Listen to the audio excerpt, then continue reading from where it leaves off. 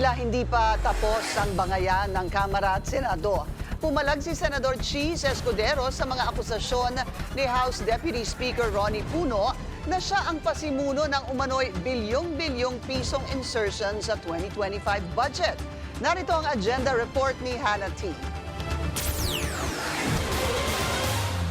Katawa-tawa para kay Senator Cheese Escudero ang di umano'y pag-absuelto kay House Speaker Martin Romualdez pagdating sa budget insertions at flood control scandal.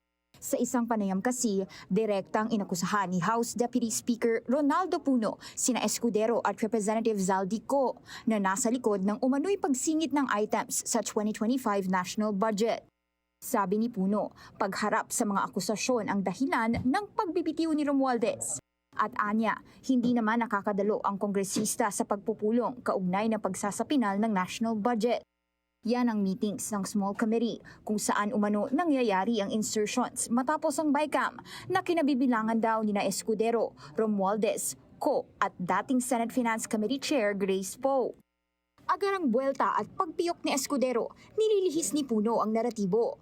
Dapat daw ituon ang atensyon sa existing ghost at substandard infrastructure projects.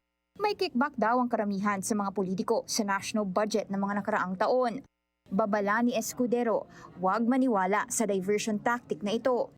Una nang pinalitan si Escudero sa pagka-Senate President nitong nakaraang linggo, bunsod ng investigasyon sa flood control scandal. Lumitaw din ang isang dokumentong nakalap ng Bilyonaryo News Channel sa di umano'y milyong-milyong budget insertions na ginawa niya. Ngayon, dawit na rin si Romualdez matapos man-name drop ng mga diskaya sa investigasyon sa Senado. Ilan daw sa mga tao niya tumatanggap ng kickback sa projects ng tinaguriang flood control king and queen. Para sa agenda, Hannah T, Bilyonaryo News Channel.